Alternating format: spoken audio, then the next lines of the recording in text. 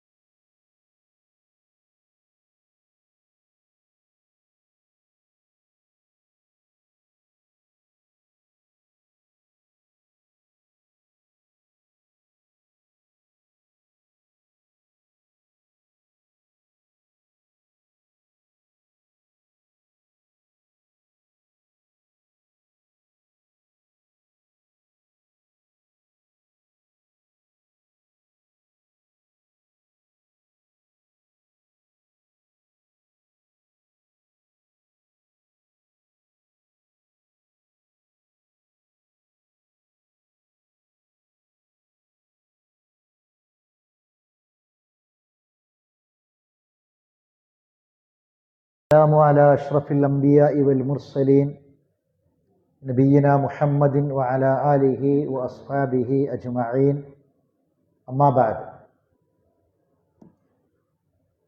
سورة الفلق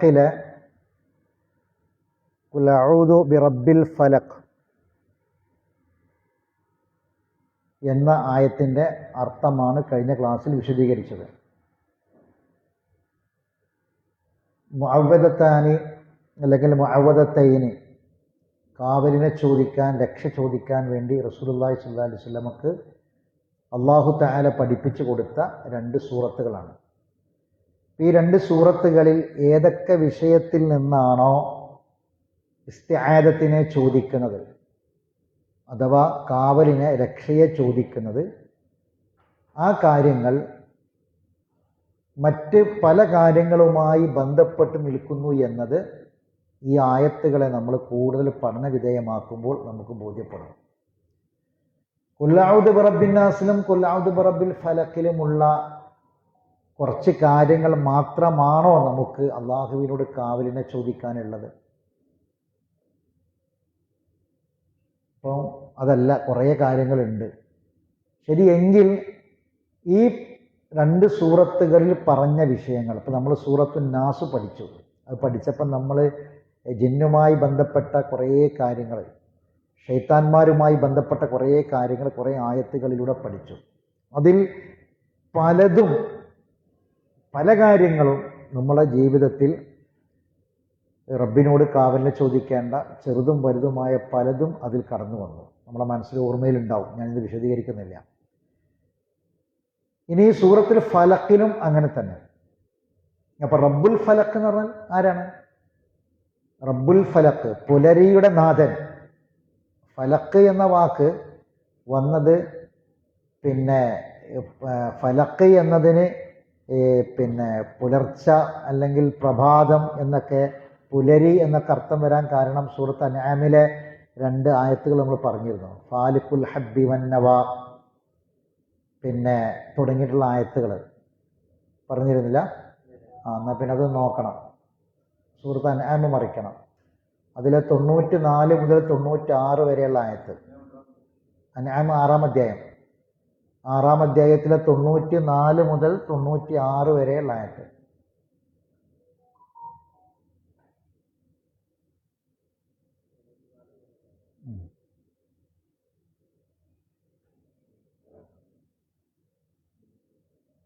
അൻആം കണ്ടില്ല?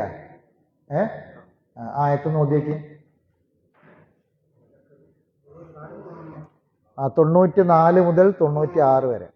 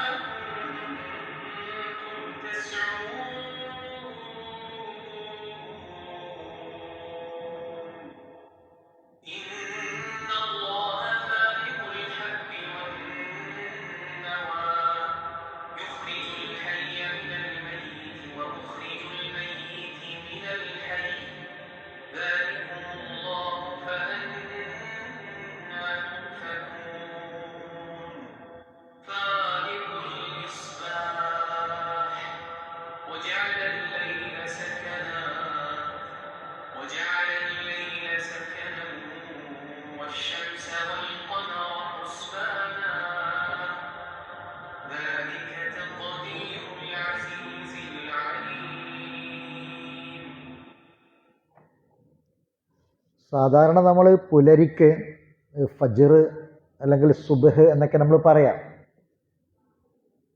അപ്പോൾ ഇവിടെ ഫലക്ക് എന്നാണ് പറഞ്ഞത്, റബ്ബുൽ ഫലക്ക്. അപ്പം ഈ ആയത്തിൽ അള്ളാഹു പറയുന്നത് ഇന്നല്ലാഹ ഫാലിഖുൽ ഹബ്ബി വന്നവ. കണ്ടാ, ഫാലിഖ്, അള്ളാഹു ഫാലിഖാണ്. എന്താണ്? ഈ പിളർക്കുന്നവനാണ്.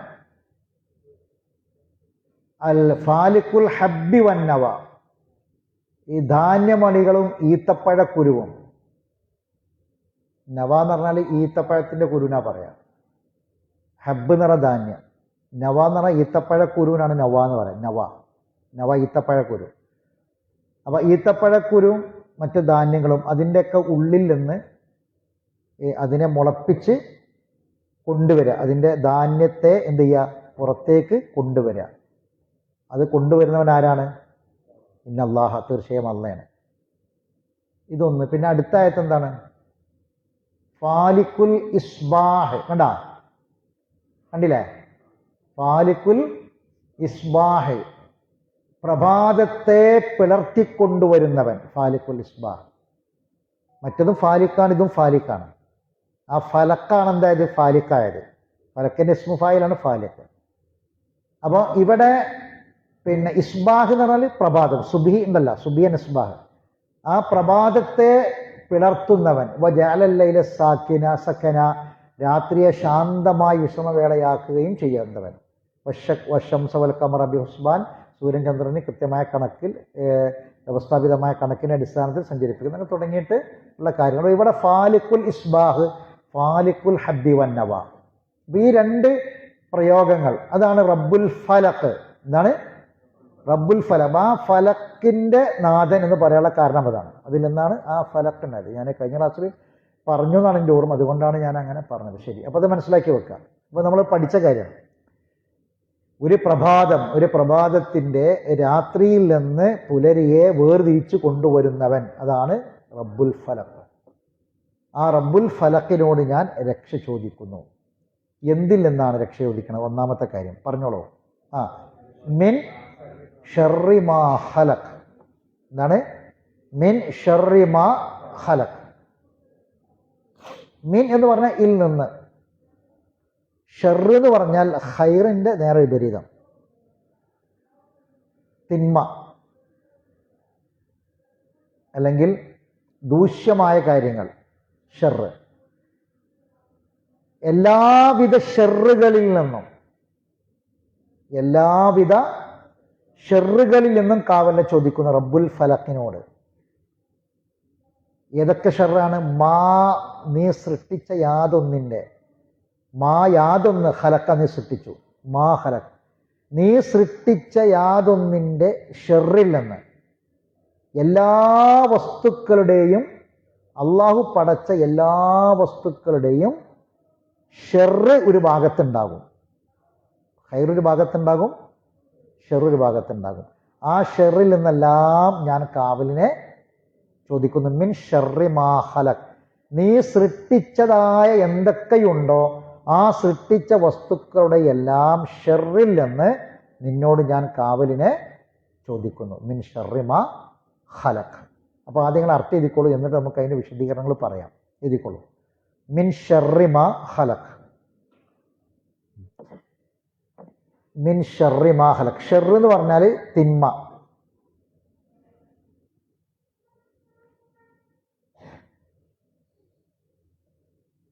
ഷർറ്, തിന്മ. ഖലക്ക എന്ന് പറഞ്ഞാൽ സൃഷ്ടിച്ചു. ഖലക്ക എന്ന് പറഞ്ഞാൽ മാ ഖലക്ക എന്ന് പറഞ്ഞാൽ സൃഷ്ടിച്ച യാതൊന്ന്. അവിടെ മാ മൗസൂലിൻ്റെ മാണ്. മാ എന്ന് പറഞ്ഞത് 3 ടൈപ്പ് മാ ഖുറാനിലുണ്ട്. ഒന്ന് നഫിയുടെ മാ ഉണ്ട്, ഇസ്തിഫാമിൻ്റെ മാ ഉണ്ട്, മൗസൂലിയുടെ മാ ഉണ്ട്. ഇതിൽ മൗസൂലിയുടെ മാണ്. മാ ഖലഖ്, നീ സൃഷ്ടിച്ച യാതൊന്ന്. അപ്പൊ ഏതെല്ലാം സൃഷ്ടിപ്പ് നീ നടത്തിയിട്ടുണ്ടോ ആ സൃഷ്ടിപ്പിൻ്റെ എല്ലാം ഷെറിൽ നിന്ന് ഞാൻ നിന്നോട് കാവലിനെ ചോദിക്കുന്നു. അതാണ്. അപ്പൊ അർത്ഥം എഴുതുക. മിൻ ഷർറി മാ ഖലഖ് എന്ന് പറഞ്ഞാൽ സൃഷ്ടിച്ച യാതൊന്നിൻ്റെ ഷെറിൽ നിന്നും, തിന്മകളിൽ നിന്നും.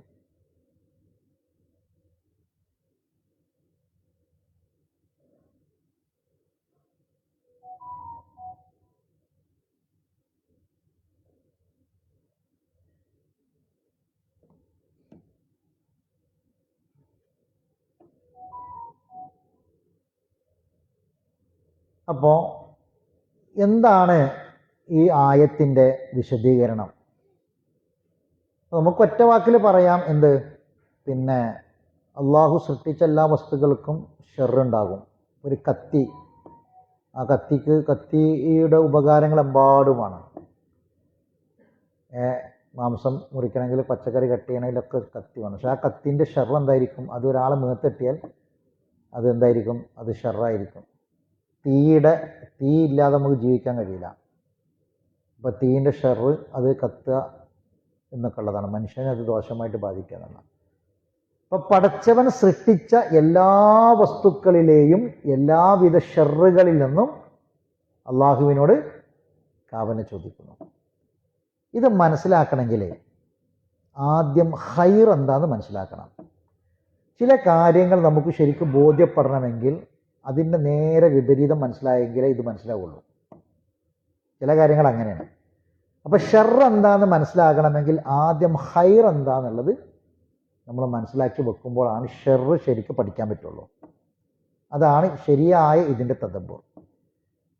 ഇപ്പോൾ നബി സല്ലല്ലാഹു അലൈഹി വസല്ലമ നമ്മളൊരു പുതിയ ഒരു സ്ഥലത്തെത്തിയാൽ, ഒരു നാട്ടിലെത്തിയാൽ, അപ്പോൾ നമ്മൾ ഇവിടുന്ന് ഒരു സ്ഥലം സന്ദർശിക്കാൻ വേണ്ടി പോവാണ്.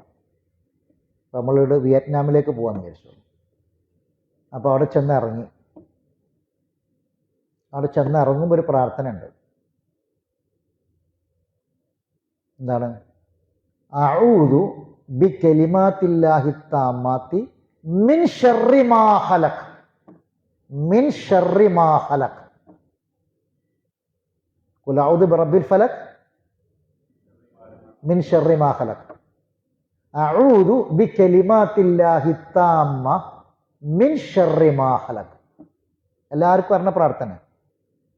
നബി സല്ലല്ലാഹു അലൈഹി വസല്ലമ ഈ പ്രാർത്ഥനയെ സംബന്ധിച്ച് പറഞ്ഞ കാര്യം എന്താണെന്ന് ചോദിച്ചാൽ, പിന്നെ ഒരാൾ ഒരു പുതിയ സ്ഥലത്ത് ചെന്ന് ഒരു പുതിയ പ്രദേശത്ത് ചെന്ന് ഇറങ്ങുകയാണെങ്കിൽ, നമ്മൾ ജോലി തേടിയോ അല്ലെങ്കിൽ മറ്റെന്തെങ്കിലും സന്ദർശനത്തിനൊക്കെ ആയിട്ട് നമ്മൾ ഒരു സ്ഥലത്ത് ചെല്ലുകയാണെങ്കിൽ അവിടെ നമ്മൾ ആദ്യമായിട്ട് പോവാണ്. അത് ഏത് സ്ഥലവും ആവാം. വിയറ്റ്നാമിൽ ഞാൻ വെറുതെ ഉദാഹരണം തൊള്ളി വന്ന് പറഞ്ഞത് മാത്രമേ ഉള്ളൂ. ഇപ്പോൾ നമ്മൾ പിന്നെ ചെന്നൈയിൽ തന്നെ ഒരു പുതിയ സ്ഥലത്ത് പോവുകയാണെങ്കിൽ വിചാരിച്ചോളേ, നമ്മൾ ഒരു സ്ഥലം കാണാൻ നാട്ടിൽ തന്നെ വേറെ സ്ഥലത്ത് പോവുകയാണെങ്കിൽ അവിടെ എത്തിയാൽ നമ്മൾ പ്രാർത്ഥിക്കണം, അഊദു, ഞാൻ കാവലിനെ ചോദിക്കുന്നു, അഊദു ബി കലിമാത്തില്ലാഹി താമ. കലിമാത്തുല്ലാഹി താമ എന്ന് പറഞ്ഞാൽ എന്താണ്? അസ്മാഉൽ ഹുസ്നയാണ് കലിമാത്തുള്ള. അള്ളാഹിൻ്റെ വചനങ്ങൾ ഖുർആനിൽ പെടും, എല്ലാം പെടും. അള്ളാഹുവിൻ്റെ സമ്പൂർണ്ണ നാമങ്ങൾ മുഖേന അല്ലെങ്കിൽ സമ്പൂർണ്ണ വചനങ്ങൾ മുഖേന ഞാൻ കാവലിനെ ചോദിക്കുന്നു. എന്തിൽ നിന്ന്? മിൻ ശർരി മാ ഖലഖ്, നീ സൃഷ്ടിച്ച എല്ലാ വസ്തുക്കളുടെയും ഷെറുകളിൽ നിന്ന്. ഞാനൊരു സംഭവം പറയാം. ഇമാം മുസ്ലിം റിപ്പോർട്ട് ചെയ്യുന്ന ഹദീസാണ്, കേൾക്കണേ. മയ്യത്ത് നിസ്കരിക്കാൻ വെച്ചു, നിസ്കരിച്ചിട്ട് വരാം അല്ലേ? ഇൻഷാ അല്ലാഹ് നിസ്കാരമുണ്ട്, നിസ്കരിച്ച് കഴിഞ്ഞ ഉടനെ അങ്ങോട്ട് വരാം.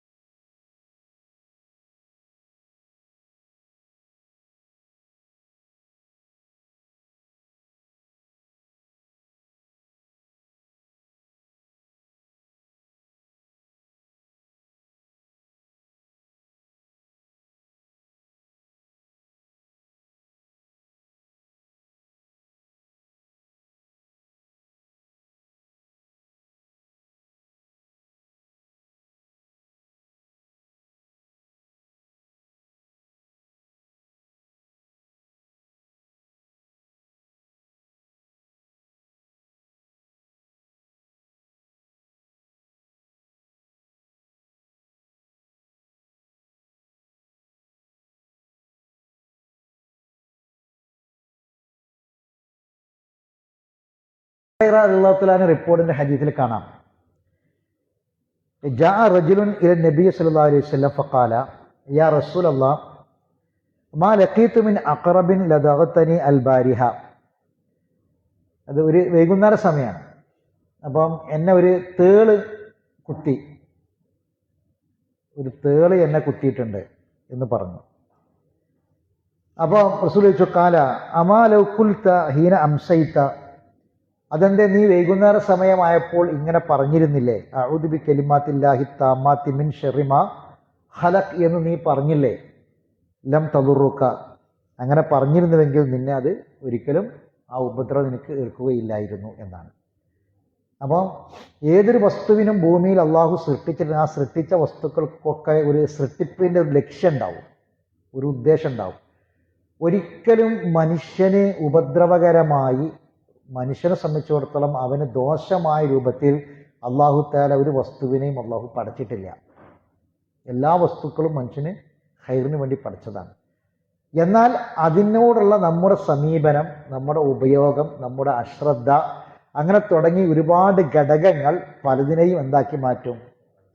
ഷറാക്കിയിട്ട് മാറ്റും. അപ്പോൾ അത് നമ്മൾ സൂക്ഷിക്കണം, ശ്രദ്ധിക്കണം എന്നുള്ളതാണ്. ഇനി ഇതിലെ ഓരോ വിഷയങ്ങൾ നമ്മൾ എടുക്കുമ്പോൾ അത് നമ്മൾ പഠിക്കുകയും ചെയ്ത്